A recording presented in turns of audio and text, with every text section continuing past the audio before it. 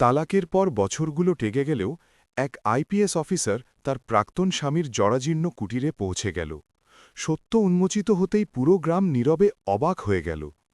প্রিয় বন্ধুরা, এটি একটি সত্যিকারের ঘটনা, মধ্যপ্রদেশের ভোপালের, যেখানে ভোপাল জেলার একটি ছোট্ট গ্রাম সূর্যপুরে বাস করা রাজেশ কোনোদিন পুরো গ্রামের গৌরব হিসেবে পরিচিত ছিল।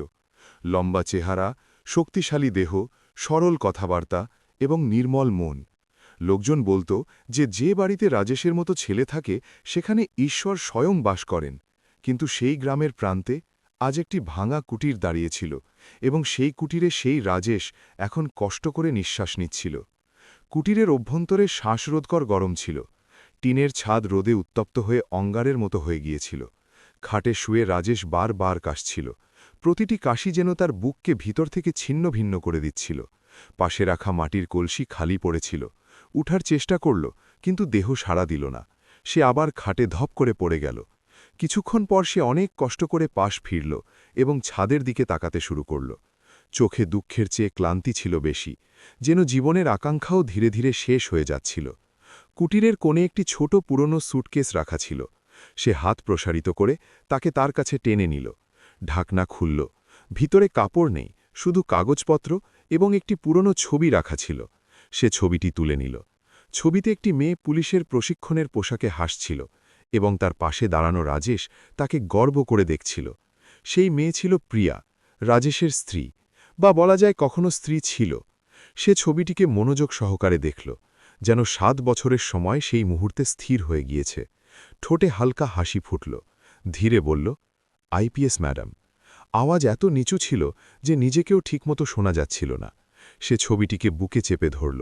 চোখ বন্ধ হয়ে গেল। হয়তো দুঃখ কিছুক্ষণের জন্য কমে গিয়েছিল। সেই সময় বাইরে থেকে আওয়াজ এলো, অরে রাজেশ, দরজা খোলা আছে কি?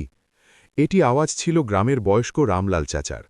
কোনো উত্তর না পেয়ে তিনি নিজে ভিতরে এলেন। যত তাড়াতাড়ি তিনি রাজেশকে দেখলেন, তাদের মুখ বিবর্ণ হয়ে গেল। ফিরে জ্বর চড়েছে বেটা? রাজেশ শুধু হালকা করে মাথা নাড়ল। রামলাল চাচা চারদিক দেখলেন।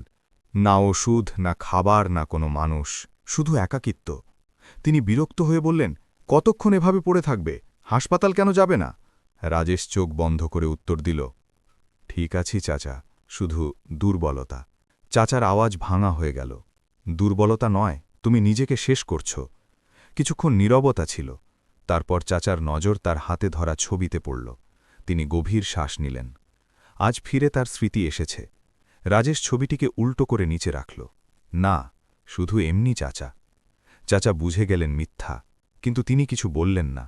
গ্রামে প্রত্যেকে জানত রাজেশ সব কিছু হারিয়েছে, কিন্তু প্রিয়াকে ভুলতে পারেনি। চাচা উঠে বাইরে যেতে লাগলেন। তারপর হঠাৎ থামলেন। শুনেছি জেলায় নতুন পুলিশ ক্যাপ্টেন এসেছে, খুব কড়া অফিসার বলা হয়। রাজেশ একদম চুপ ছিল। চাচা ধীরে যোগ করলেন, নাম প্রিয়া।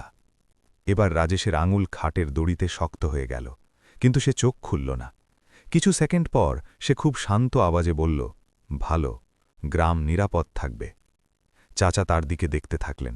বুঝতে পারছিলেন না যে এই মানুষ পাথর নাকি মানুষ। তুমি মিলতে চাইবে না তার সাথে? রাজেশ ধীরে মাথা ঘুরিয়ে নিল। এখন তার পিঠ চাচার দিকে ছিল।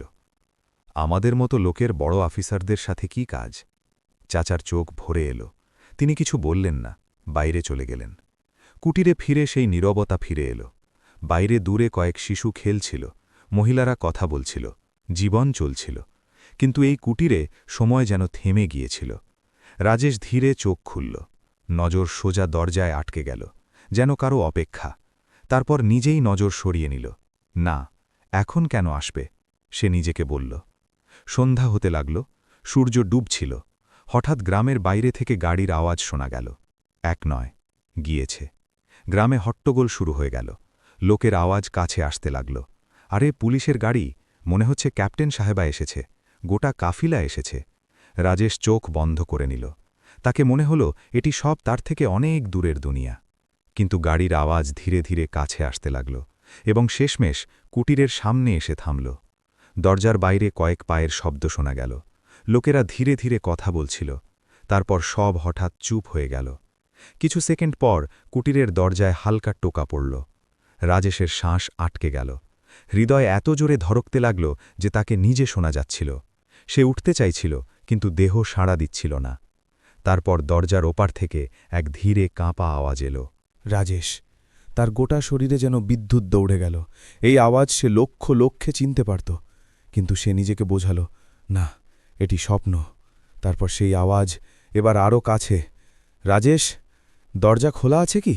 তার চোখ নিজে নিজে দরজার দিকে আটকে গেল। শ্বাস থেমে গেল, কারণ সেই আওয়াজ অন্য কারো নয়, প্রিয়ার ছিল। এবং পরের মুহূর্তে দরজা ধীরে ধীরে খুলতে লাগল। কুটিরের চাদরের কড়াহনো আওয়াজ যেন গোটা ৭ বছরের নীরবতাকে ছিন্ন করে চলে গেল। দরজার ফাঁকে প্রথমে তীব্র আলো ভিতরে এলো, তারপর এক ছায়া, এবং তারপরে সেই মুখ যাকে রাজেশ ১০০০ বার স্মরণ করেছে, কিন্তু ফিরে কখনো সামনে দেখার আশা ছেড়ে দিয়েছে। দরজায় দাঁড়িয়েছিল প্রিয়া।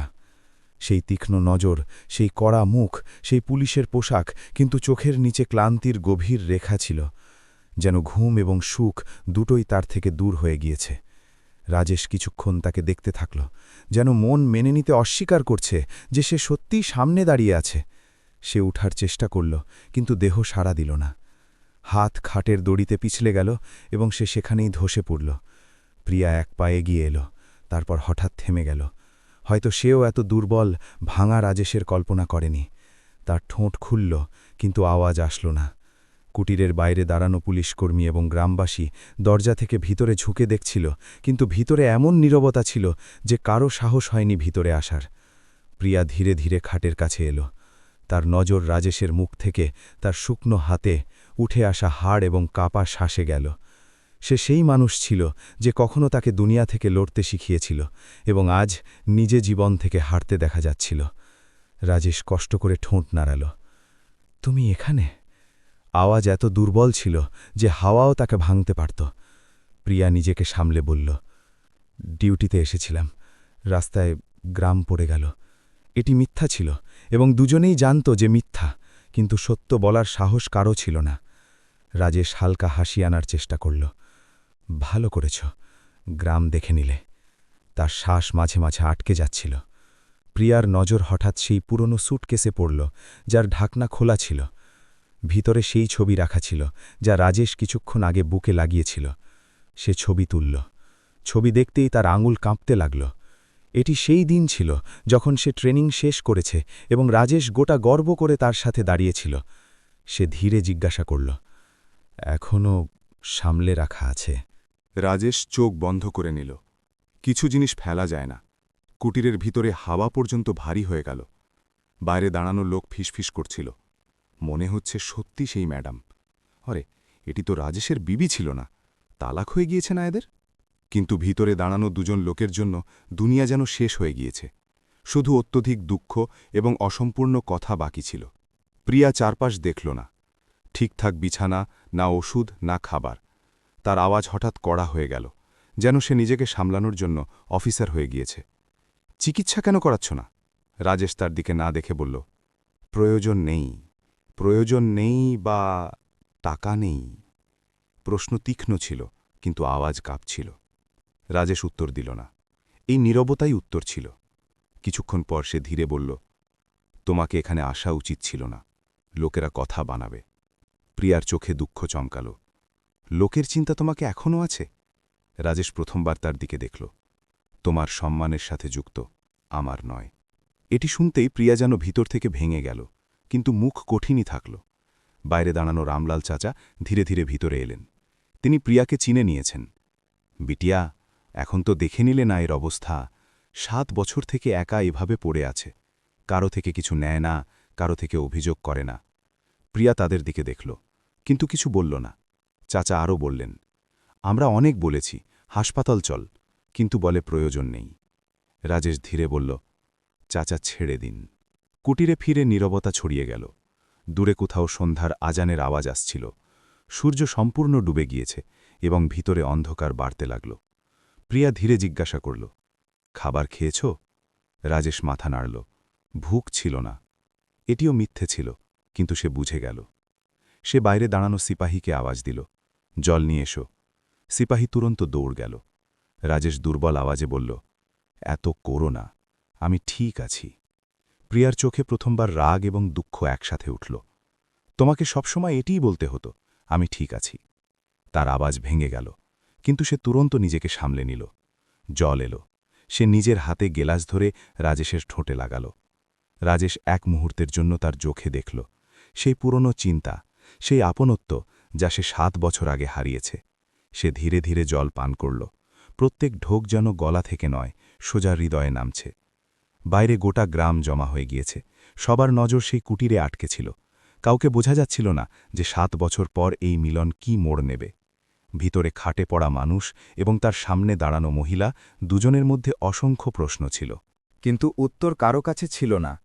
রাজেশ চোখ বন্ধ করে নিল। হয়তো ক্লান্ত হয়েছে, বা হয়তো ভাবনা থেকে পালাতে চাইছিল। প্রিয়া তাকে দেখতে থাকল। তার মুখে সেই শান্তি ছিল যা প্রায়শই অনেক দুঃখ সহ্য করা লোকের মুখে আসে। কিছুক্ষণ পর সে খুব ধীরে আওয়াজে বলল, তুমি খুশি তো? এই প্রশ্ন হঠাৎ ছিল এবং এত সোজা যে প্রিয়ার কাছে কোনো উত্তর ছিল না। তার ঠোঁট কাঁপল, কিন্তু আওয়াজ আসল না, কারণ সত্য এটি ছিল সে খুশি নয়।